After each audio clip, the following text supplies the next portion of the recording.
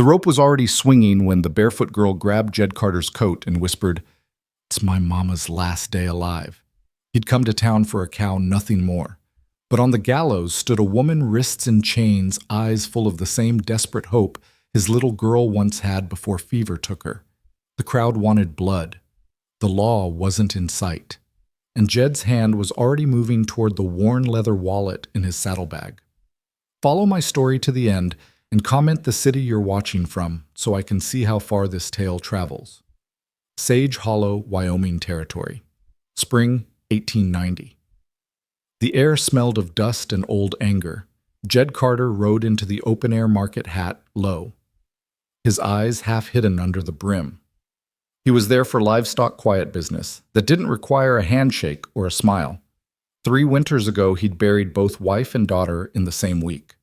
Since then, he'd trusted no one beyond a fence post. As he swung down from the saddle, a voice rasped at his side. "They'll hang her at high noon, mister," said a thin-lipped man with gray teeth. "You just buyin' a cow. Or trouble, too." Jed ignored him at first until the man's gaze slid toward the courthouse steps. A makeshift gallows stood there, its shadow stretching across the dirt. At the top, a woman in a torn dress stood, rigid bruises like fingerprints marking her arms. She kept her head bowed, saying nothing. "They say she slit a foreman's throat, stole 2 of his cattle," the man muttered. "But truth is, she's an outsider, only one left after that last stampede. Ain't no kin claiming her." Jed turned away, boots crunching gravel. That was when a tug at his duster made him stop. He looked down. A barefoot girl no more than 5 stared up with eyes far too big for her face. Her cheeks were smudged with soot. Her hands clutched a wooden water gourd. She swallowed hard. "It's my mama's last day alive," she whispered. "Please, help." The sound of her voice, small breaking, hit him like buckshot. For a moment, all Jed could see were the eyes of his own daughter before sickness took her. His jaw tightened. He looked back toward the gallows. The woman lifted her head just once, and something in his chest buckled. Jed turned on his heel, marching to his horse. From the saddlebag, he pulled a folded leather wallet worn soft with years. Inside lay a tarnished silver star badge, a relic from his border rider days. It wasn't worth much now, except that under Section 7 of the old statutes, it could stall an execution if probable cause was claimed. Striding up to the deputies guarding the gallows, he slammed the badge onto the table. "Jed Carter," he said, "I'm invoking Section 7. This woman is now a protected witness in an ongoing investigation." The scaffold comes down.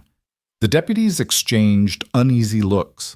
With the sheriff gone on a land dispute, there was no one to overrule him. One finally stepped forward and began untying the noose. The woman Maria Lane stumbled as the chains were removed. The little girl Lily ran into her arms, clutching her mother's torn dress. Jed's voice was dry as timber. "You've got 24 hours, Miss Lane. Stay alive long enough to prove you're worth it." He swung into the saddle. The crowd parted their whispers, following him like smoke in the wind. Jed didn't look back as his horse carried him toward the north road, but the sound of small footsteps made him pull on the reins. The wagon the blacksmith had lent was creaking behind him now, Maria and Lily huddled in the back, the girl clinging to her mother like she feared the air might take her away. The wind cut sharp through the valley, rattling dry pine branches overhead. Jed kept his eyes forward, the reins loose in his gloved hands, but his ears were tuned to the faint sound of the woman's voice over the groan of the wheels. "He said I'd never leave that scaffold alive," Maria murmured. Her voice was raw, like every word scraped her throat. Jed didn't turn. "Who said the foreman?" She answered after a pause. "I was bringing Lily home from the market. He smelled of rot gut, grabbed me by the hair. I fought back, screamed, then nothing. Just black. When I woke up, he was dead." She tightened her hold on the child. The sheriff was gone. The mayor said it was clear cut. Said I was some nobody trying to flee with cattle I never touched. Lily looked up at her mother, eyes wide. Mama Maria touched her daughter's cheek, shushing her softly. "She doesn't know everything she said to Jed, only that I tried to keep her safe." They rolled past the ridge where the dirt gave way to brittle snow. Jed's eyes flicked back at them, Maria's fingers stiff with cold, Lily's face buried against her side. "What's this about tea?" he asked. Maria's eyes darkened.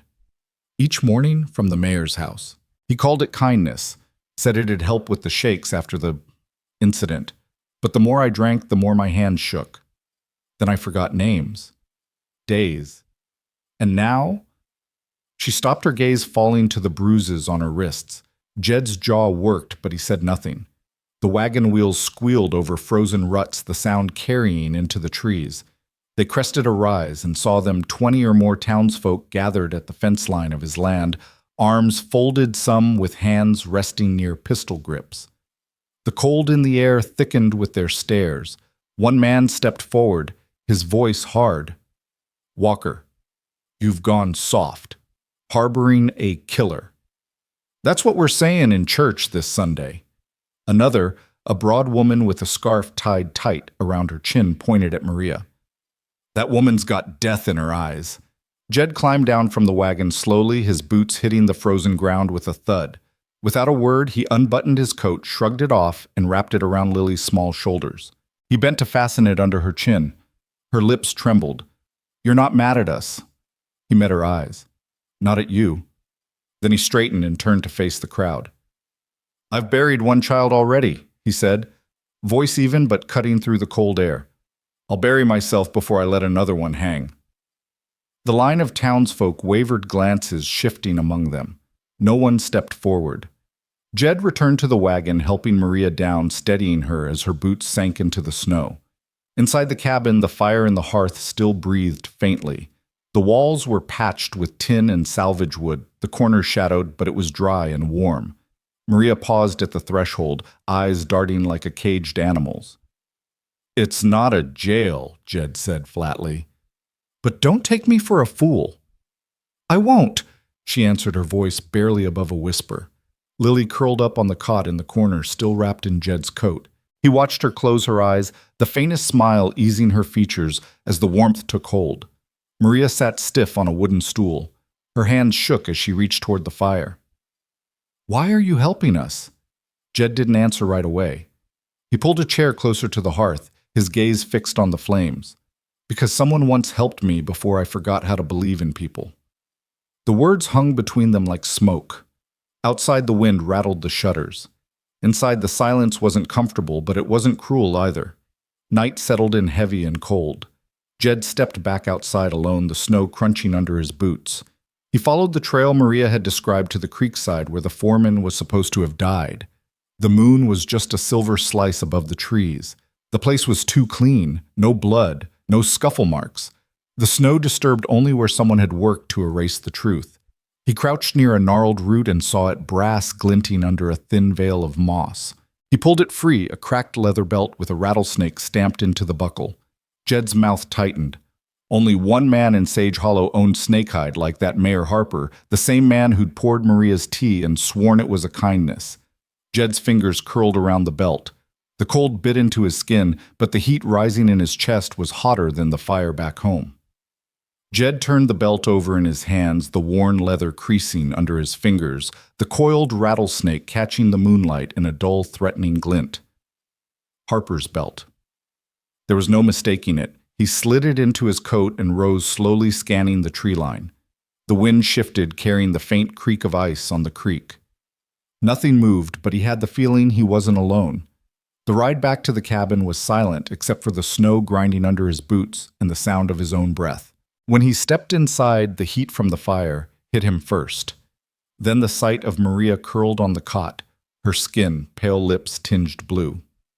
Lily was asleep beside her, one small hand resting on her mother's arm, as if to keep her anchored to the world.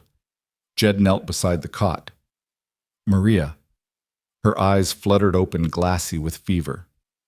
"You came back," she whispered. "I did."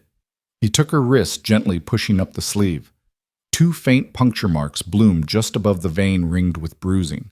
He didn't need a doctor to tell him what it meant. "How long's he been giving you that tea?" Her brows drew together. "Weeks. Maybe more." Jed looked toward the hearth where her tin cup sat on the table.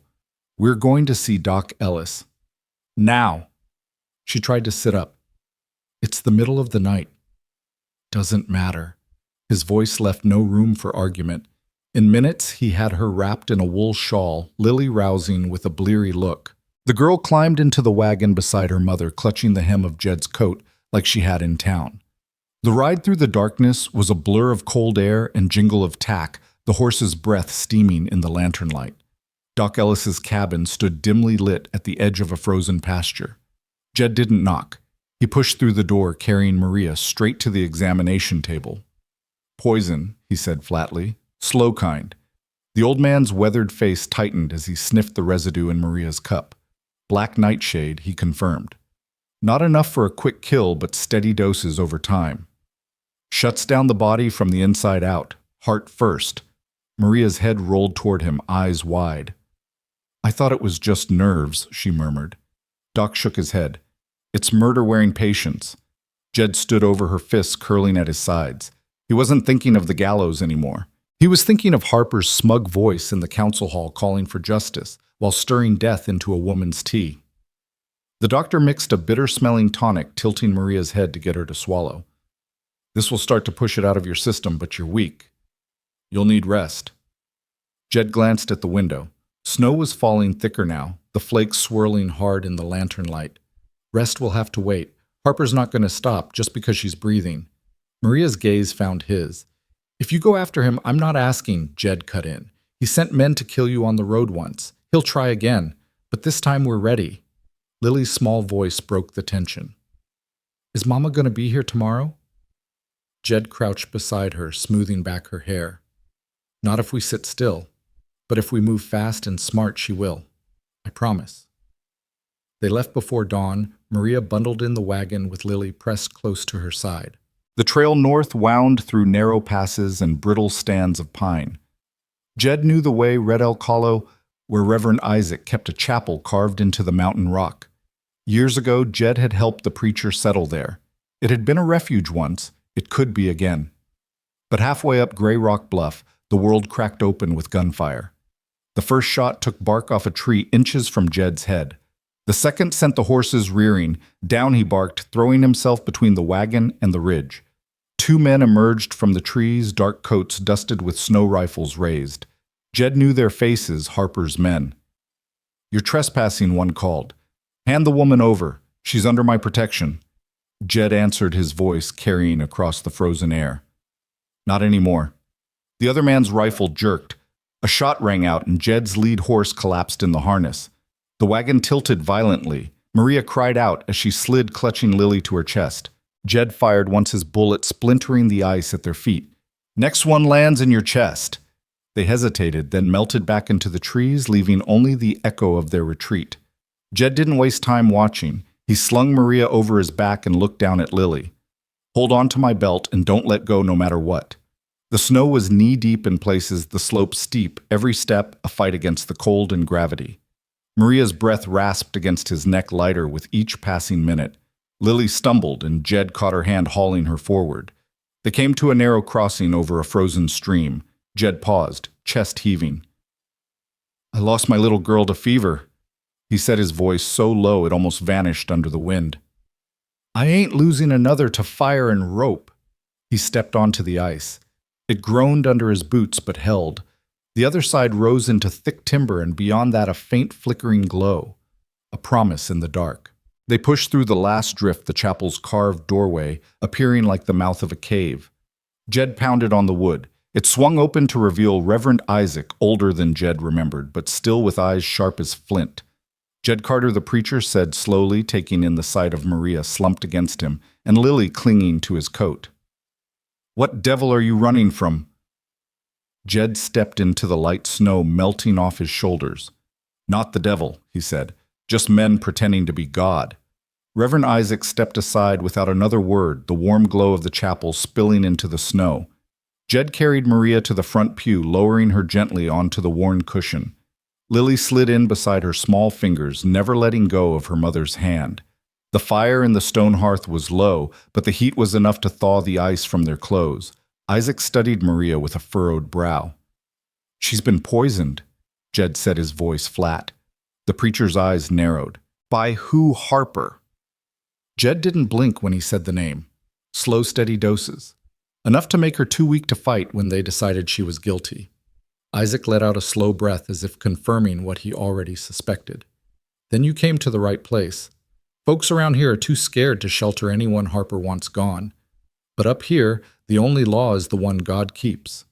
Jed pulled the snakeskin belt from his coat and set it on the pew beside Maria. Found this where she says the foreman grabbed her. It's Harper's.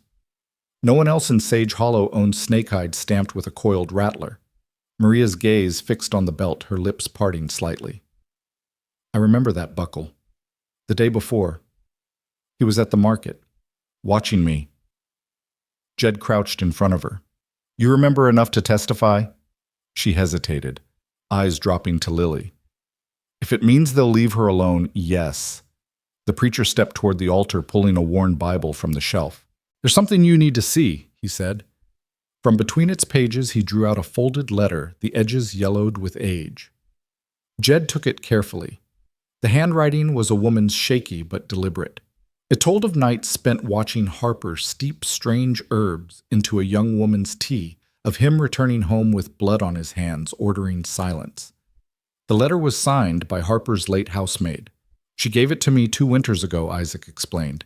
Told me to keep it safe in case her conscience caught up to her. She died before she could speak it aloud. Jed felt the weight of the letter in his palm. Between the belt, the letter, and Doc Ellis's report, the pieces were lining up. This is enough to rip Harper's noose from the beam. Maria's voice was faint but steady. It's not enough to stop him from trying again. Jed nodded once. Which is why we're not running anymore. Isaac looked between them. You plan to walk her back into the same town that tried to hang her. I plan to walk in with the truth in one hand and the law in the other, Jed said. And I'm not walking in alone. Lily shifted closer to Maria, her small voice cutting through the quiet. Will they still be mean to Mama? Jed crouched to her level. Some might. But when people see the truth for themselves, they can't unsee it. That's why we have to show them. The girl frowned. What if they don't want to see Jed's jaw tightened? Then they'll have to look me in the eye when they ignore it. They stayed in the chapel until the wind outside softened and the snow eased into a quiet drift. Maria drank the bitter tonic Isaac prepared from the preacher's store of dried herbs, each sip bringing a little color back to her cheeks. Lily finally dozed off against her mother's lap, one hand tangled in Maria's skirt. Jed sat across from them, the firelight cutting hard lines across his face. He wasn't thinking about the road back. He was thinking about the council table, the scaffold, and the way Harper had smirked the last time their eyes met. When Isaac returned from checking the door, Jed was still staring into the flames. You know, the preacher said you could stay up here. Let the poison run its course out of her system. Let the town eat itself without you. Jed shook his head slowly. That's what Harper's counting on. He wants her gone, not because she's guilty, but because she saw something he doesn't want spoken. If I leave her up here, she'll always be looking over her shoulder. Lily will grow up thinking the world's too dangerous for the truth. Isaac studied him for a long moment, then sighed. Then you'll need someone to stand beside you when you face them. Jed looked up. You volunteering? The preacher's smile was faint but sure. I've been holding on to that letter for 2 years. Feels like the Lord just told me why. By the time the fire burned down to embers, the plan was set. Jed would ride in at midday, Maria beside him in the wagon, Isaac and Doc Ellis following behind with their testimony. The evidence would be laid before the council in front of the whole town where Harper couldn't twist it behind closed doors. Jed rose, pulling his coat tight, and stepped outside. The night air was sharp, the sky a black sheet pricked with cold stars. Down in the valley, Sage Hollow slept, unaware of what was coming. He felt the weight of the badge in his pocket, the same one that had stopped the hanging. Tomorrow, it would have to do more than stall a rope. It would have to hold the law itself.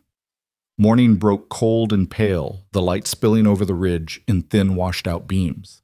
Jed stood by the wagon, tightening the harness straps with slow, deliberate pulls. His breath rose in faint clouds, each one fading into the air as quickly as it formed.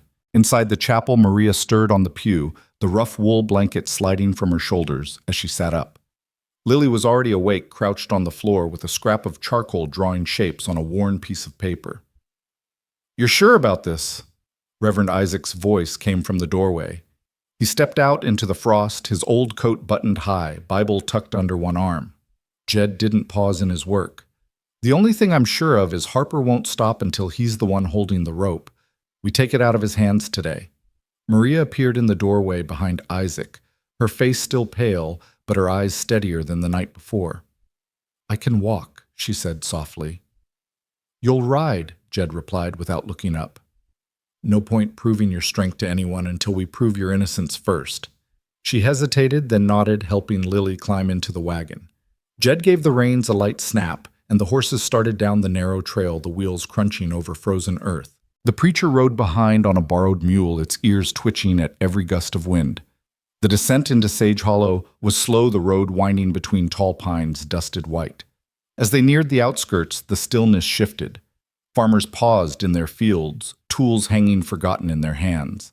A pair of ranch hands leaned against a fence, watching the wagon roll past without a word. By the time they reached Main Street, a quiet procession had formed, curious eyes following whispers trading from one mouth to the next. Maria kept her head high, though her fingers twisted in her lap. Lily sat pressed to her side, glancing from face to face, as if searching for one that might smile. At the courthouse steps, Jed pulled the wagon to a halt. The same gallows stood in the square, its beam dark against the pale sky. A coiled rope swayed faintly in the breeze, a reminder of how close Maria had come to swinging from it. Councilmen were already gathered inside, their voices low through the open windows. Harper stood among them, dressed in his fine coat, his hat angled just so. When he spotted Jed, a smirk touched his lips. Jed jumped down, tied off the reins, and helped Maria to the ground. He didn't look toward Harper, not yet. Instead, he walked her up the steps, Reverend Isaac falling in beside them, the mule's hooves clopping on the frozen street behind. Inside, the air was heavy with pipe smoke and the smell of old wood. The council sat at a long table, boots braced on the floorboards, eyes fixed on the trio standing before them. Harper leaned casually against the wall, arms crossed as if this were a formality he had already won. Jed placed the folded letter on the table first. From Harper's own housemaid, he said evenly. She watched him steep poison into Maria Lane's tea. She saw him come home bloodied after the foreman's death.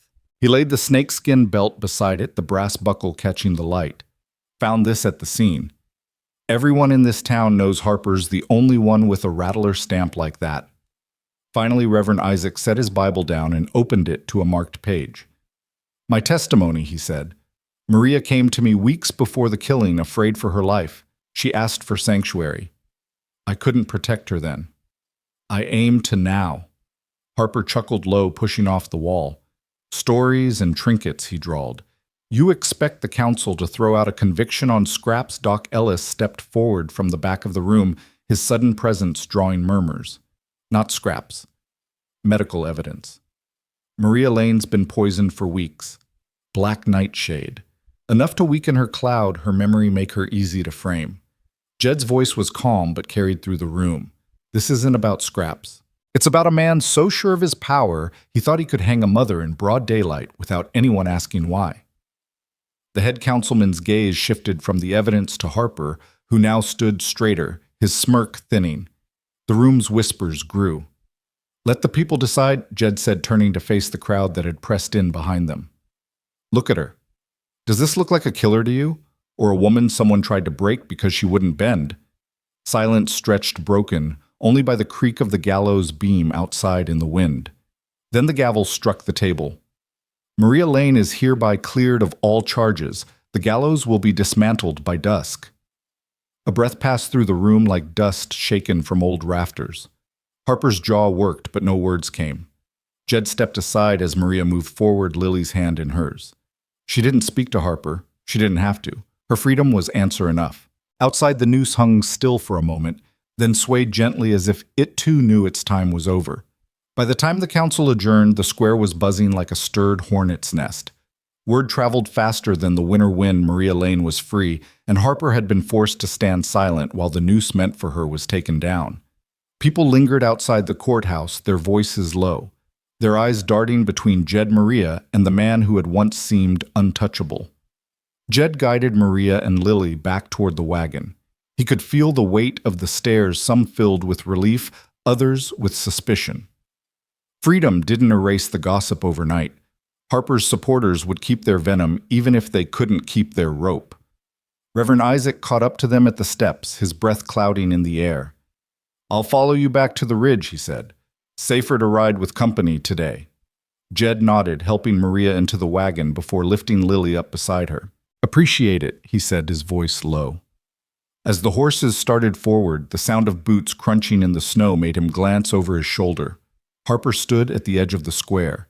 His arms crossed, a look in his eyes that wasn't defeat, it was a promise. Jed held the gaze for a heartbeat, then turned away. The ride home was quiet, except for the creak of the wagon and the soft murmur of Lily telling her mother about the drawing she'd made that morning.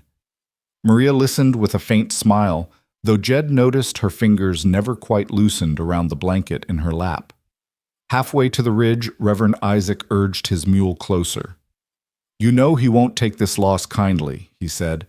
"Harper's pride is bigger than his purse, and that's saying something." Jed kept his eyes on the trail ahead. "Let him be angry. I'm not losing sleep over a man who thought a rope was quicker than the truth." Isaac gave a slow nod, but there was worry in his voice. "Just keep your guard up. Men like Harper don't stop, they wait." They reached the cabin as the sun dipped low, spilling orange light across the snow. Jed helped Maria down, his hands steady on her arms. She stood for a moment looking at the small house with its patched roof and woodpile stacked neatly by the porch.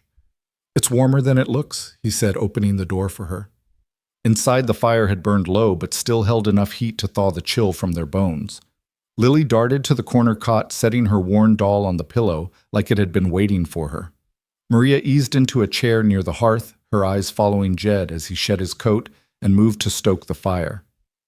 "You didn't have to do any of this," she said softly. Jed paused, glancing at her over his shoulder. "Didn't have to," he agreed. "But I remember what it's like to need someone and have no one show up." The silence that followed wasn't heavy. It was the kind that settled when there was nothing left to argue. Reverend Isaac stayed long enough to share a cup of coffee before heading back toward town. "You've got friends now," he told Maria before leaving. "Not everyone here's blind to the truth." After the door shut, Jed stood by the window watching the last light fade behind the ridge. Snow began to fall again, soft at first, then heavier, swirling in the wind. Maria's voice broke the quiet. "What happens now?" Jed turned, his expression unreadable in the firelight. "Now we make sure Harper can't twist the story. Evidence is one thing, but people have short memories when it's convenient. We keep our eyes open." Lily climbed onto his knee without asking, her small hands wrapping around his arm. "Will we be safe here?" Jed looked down at her, his voice steady. "As safe as I can make it." That night the wind rattled the shutters and Jed slept in the chair by the door, rifle leaning within reach. Every creak of the wood, every gust against the walls kept him half awake. Maria didn't sleep much either. He could hear her shifting on the cot, the quiet cough that still lingered from the poison. Before dawn, he stepped outside, the cold biting through his shirt. Fresh tracks led from the tree line toward the barn, too small for cattle, too deliberate for deer. He followed them halfway before they vanished into the thicker snow.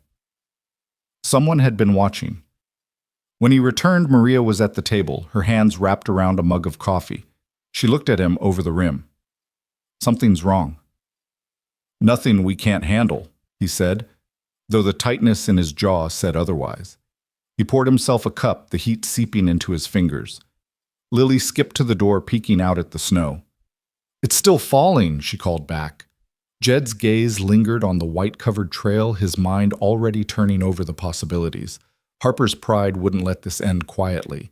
And if trouble was coming, it was better to see it first than feel it at their backs. The snow kept falling through the morning, muting the world into a quiet that didn't feel peaceful. Jed shoveled a narrow path from the porch to the barn, his boots sinking deep into the fresh drifts. Each shovelful gave him time to think, but not enough to settle his mind. Those tracks he'd seen before dawn weren't an accident. Someone had been close, too close, and the wind hadn't blown them away by chance. Inside the barn, the horses stamped their hooves restlessly. Jed checked the latch on the side door, running a gloved hand over the wood. A faint scrape caught his attention, the kind made by metal dragging across grain. He crouched, squinting. There it was, a groove near the hinge, fresh enough to shine under a thin coat of frost. Someone had tried the door in the night. He straightened slowly, the cold biting at his neck. Harper's men. It had to be. And they weren't here to steal cattle. They were here to measure his resolve. When Jed stepped back into the cabin, Maria was kneeling by the hearth, coaxing the fire to life. Lily sat at the table, her head bent over a scrap of paper as she carefully pressed charcoal lines into a drawing. She glanced up at him. "Are we going somewhere today?" "Not today," Jed said, removing his gloves. "Today we stay close." Maria looked over her shoulder at him, sensing more than he was saying. "You found something, didn't you?" He poured coffee into a tin mug, leaning a hip against the counter. "Someone tried the barn door last night. Didn't get in, but they're testing the ground." She turned fully, the color draining from her face. "Jed, I'm not letting them get near you." He interrupted, his tone firm but not unkind. "The snow works both ways. Tracks tell stories if you know how to read them." Lily's small voice slipped into the space between them. "What if they come when we're asleep?" Jed set his mug down, crossing to her side. "Then they'll find out I don't sleep much." He ruffled her hair gently, though the shadow in his eyes stayed. The rest of the morning passed in a slow rhythm. Maria mended a tear in Lily's coat. Jed split firewood until the pile beside the porch stood waist high. But every so often he stepped to the window, scanning the tree line, the white expanse of the ridge. By early afternoon, the snow eased the sky a dull silver. That was when the sound came, distant at first, then clearer. Hoofbeats. Not the steady gait of a lone rider, but the staggered approach of more than one horse. Jed's jaw tightened. "Stay inside," he told Maria. She rose quickly. "Jed, don't... just keep the door barred." He stepped out onto the porch, the cold air biting his lungs. Two riders came into view from the south trail, their dark coats stark against the snow. They didn't rush, but they didn't slow either. Jed rested one hand on the rail, the other near the colt at his hip. When they stopped a dozen yards from the porch, the lead man pushed his hat back, revealing a sharp, narrow face Jed recognized from the square. Clint Bowers, one of Harper's most loyal shadows. Carter Bowers called. "Word is you've been holding on to something that doesn't belong to you." Jed didn't move. "Only thing I've got here is what's mine." Bowers smirked. "Funny. Mayor Harper says you've got a woman who ought to be in chains." Jed's voice was steady, the kind that didn't need volume to cut through the cold. "Mayor Harper's got a lot of opinions. I don't take orders from men who poison mothers in their own kitchens." The second rider shifted in his saddle, his hand brushing the butt of his rifle. Bowers noticed, but didn't stop him. "We can do this the easy way, Carter. Step aside, we take her. And maybe you don't have to bury another." Jed's gaze didn't waver. "I've buried enough. You ride back to Harper and tell him the next time he sends men to my door, he better be willing to dig his own grave." The younger rider's jaw twitched. "You think you're the law out here?" "No," Jed said, his voice like gravel. "I'm what comes when the law forgets who it's for." For a long moment, no one moved. Then Bowers gave a sharp tug on his reins. "We'll be back," he promised. Jed watched them turn their horses, kicking up clumps of snow. He didn't go inside until they were just dark specks against the pale horizon. Maria was waiting by the door, her hands tight on the frame. "They're not going to stop," she said quietly. "No," Jed admitted, "but neither am I." Lily appeared beside her mother, looking between them. "Do we have to leave?" Jed crouched to meet her eyes. "We'll leave if we choose to, not because someone scares us out." Outside, the wind began to rise again, carrying with it the faint, fading rhythm of retreating hoofbeats. Inside, the fire popped, sending sparks upward, as if it too understood that the quiet wouldn't last. The wind didn't let up through the night. It scraped against the cabin walls and moaned through the gaps in the shutters, a restless sound that kept Jed half awake in the chair by the door. Every time the fire sank too low, he fed it another log, the crackle and pop filling the silence between the gusts. Maria slept fitfully, her cough returning in shallow bursts. Lily shifted often on the cot, murmuring in dreams. When the pale light of morning slid through the window, Jed stepped outside. The snow had crusted over hard enough to hold his weight without sinking. Tracks led away from the porch, faint under the drift, but fresh enough to read. They didn't belong to last night's visitors. These were smaller, lighter, like someone had crept close in the early hours just to look in. He followed them to the edge of the trees before they vanished among the shadows. Something about the pattern made his gut tighten. This wasn't a scout. It was someone watching for more than a moment, someone patient. He turned back, scanning the ridge. Inside, Maria was setting a kettle on the hearth. She glanced up when Jed entered. More tracks. Closer this time, he said, hanging his coat by the door. They're taking the measure of the place, figuring how far they can push before I push back. Her hand stilled over the kettle, and when that happens, Jed met her gaze. Then it stops being measuring. Lily came to the table with her drawing from the day before. This one's us, she said, pointing to 3 stick figures standing in front of a crooked house. See, Mama's holding my hand. And that's you. Jed studied it for a moment, the uneven lines, the smiling faces. That's a good one, he said quietly. Keep it somewhere safe. The day passed with a tension neither of them needed to name. Jed kept busy stacking the last of the split wood under the porch roof. Maria mended a worn quilt, though her eyes flicked often toward the window. Every so often, Jed would pause, scanning the tree line. It was late afternoon when the sound came again. Hoofbeats slow and deliberate this time from the north trail. Jed set down the hatchet, wiping his hands on his coat as he stepped to the porch. One rider, alone. The man wore a wide-brimmed hat dusted white, his coat heavy with frost. He didn't dismount when he reached the gate, just sat his horse and watched. Got a message for you. He called, his voice carrying easily in the cold air. Jed didn't move from the top step. Then speak it. The man reached into his coat and pulled out something small and dull, a deputy's badge tarnished and scratched. He tossed it into the snow between them. Mayor says you won't be needing that anymore. He says next time you try waving it, it won't buy you time. It'll buy you a hole. Jed let the words hang, the badge lying half buried in the snow between them. Tell Harper I don't wave it, he said. I use it. The rider smirked faintly, then turned his horse without another word, riding back into the trees until he was swallowed by the white. Jed bent, picking up the badge, brushing the snow from its face. The cold metal bit into his palm. He turned it once, then slipped it into his pocket before going back inside. Maria was standing by the window, her expression unreadable. What did he want? Jed shut the door behind him. To let me know Harper's feeling bold again. Bold enough to come himself, she asked. Not yet, Jed said.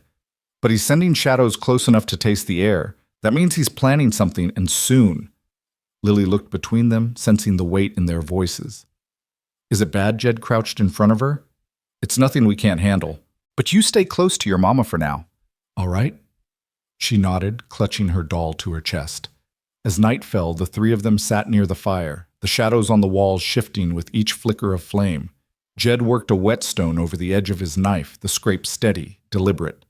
Maria sipped tea from a plain mug, the steam curling around her face. Lily leaned against her side, eyelids drooping. The kettle whistled softly, and Jed rose to take it off the heat.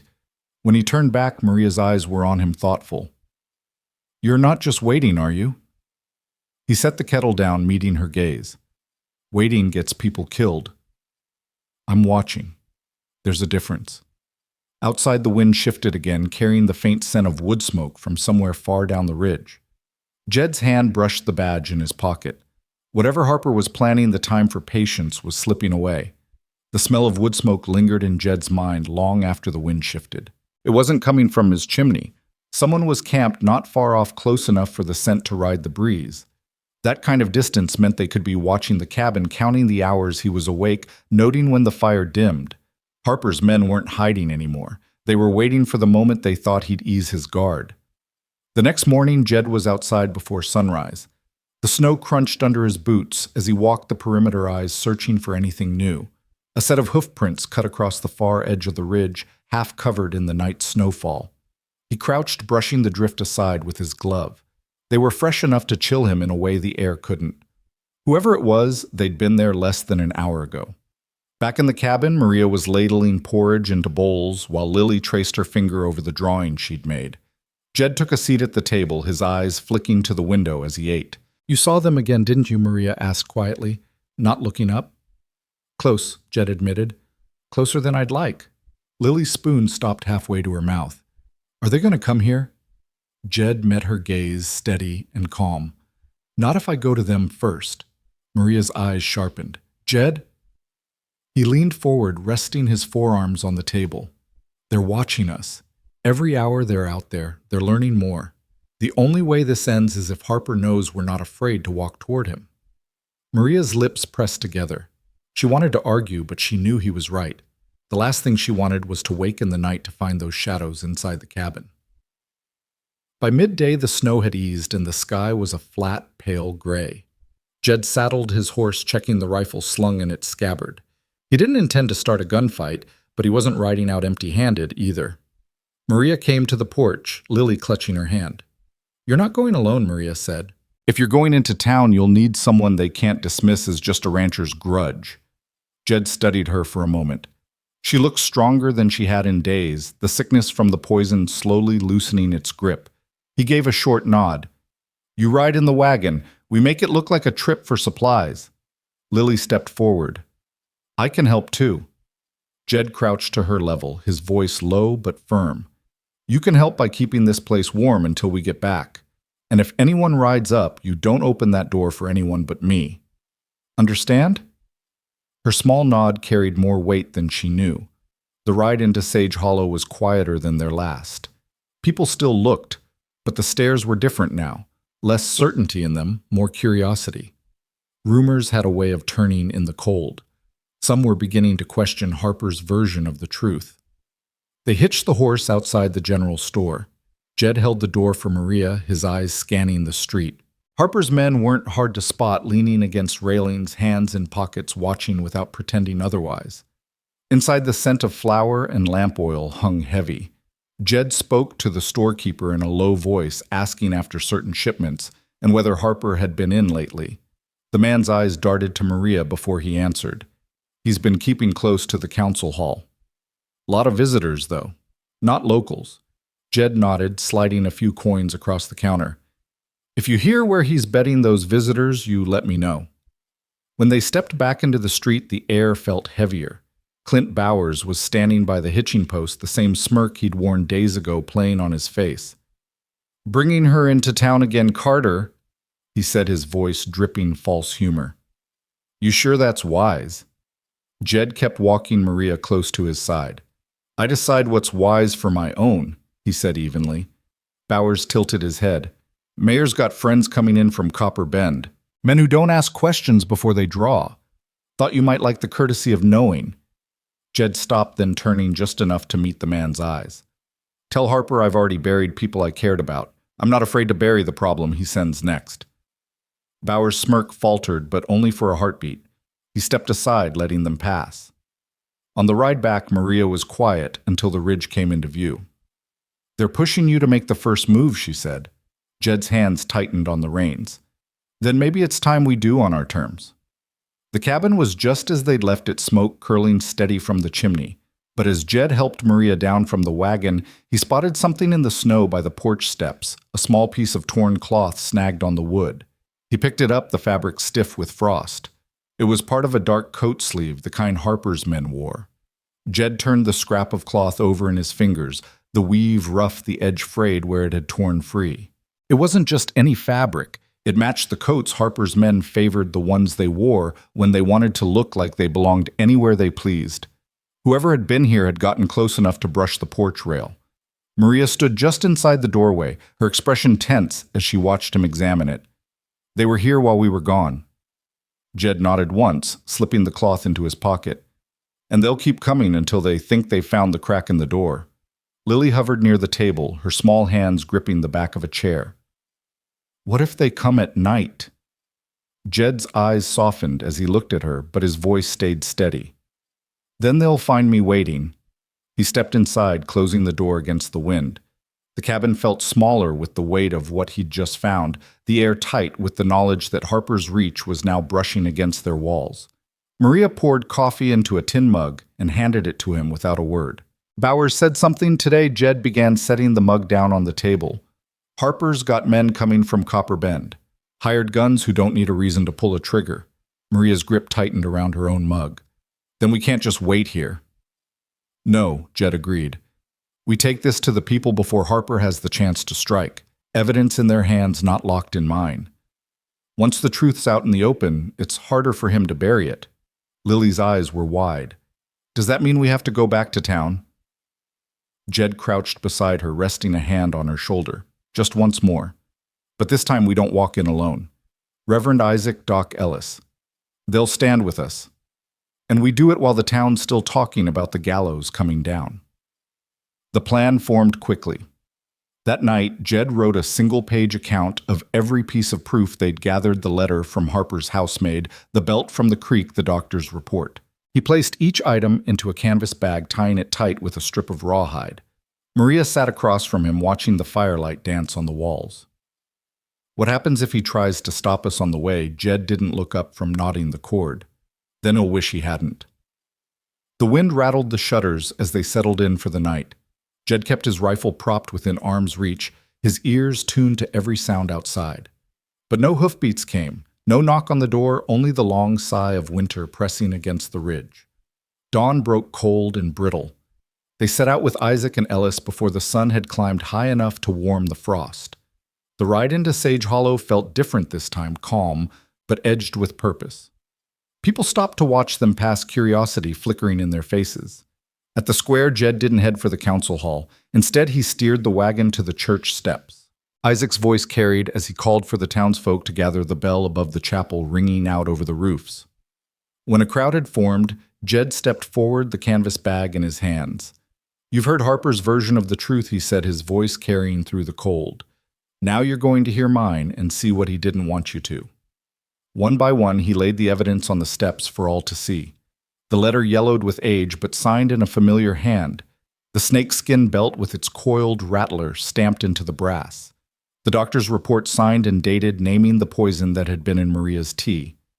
This woman, Jed went on nodding toward Maria, where she stood with Lily, wasn't guilty of murder. She was poisoned, weakened, and marked for the rope so the real killer could walk free. That man's name is Charles Harper. A murmur rippled through the crowd. Harper wasn't there yet, but his absence only made the whispers sharper. Doc Ellis stepped up, his voice firm. "Everything in that report is true. I've seen what poison does, and I've seen enough to say this was deliberate." Isaac's gaze swept the faces before him. "You all prayed for justice when the gallows stood. Now it's here. What you do with it is on you." Jed let the weight of their words settle before he spoke again. "If Harper thinks fear will keep me quiet, he's forgotten what it's like to stand for something worth dying for. And if he thinks he can come for her again, he'll have to come through me." No one moved at first. Then an old rancher near the back stepped forward, pulling his hat from his head. "You got my word, Carter. Harper comes for you. He's going to find more than one rifle waiting." Others followed, nods and murmurs building into a quiet current of support. It wasn't loud, but it was steady, the kind of shift that couldn't be forced back into silence once it had started. Maria reached for Jed's hand, her fingers warm against his. Lily slipped her smaller hand into his other. Standing there on the chapel steps, he felt the weight on his shoulders ease, not gone, but shared.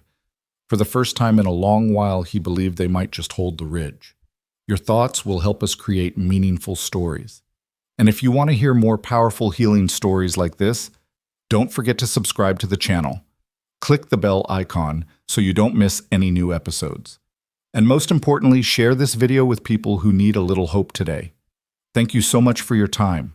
We hear you, we listen to you, and we are honored to tell these stories for you.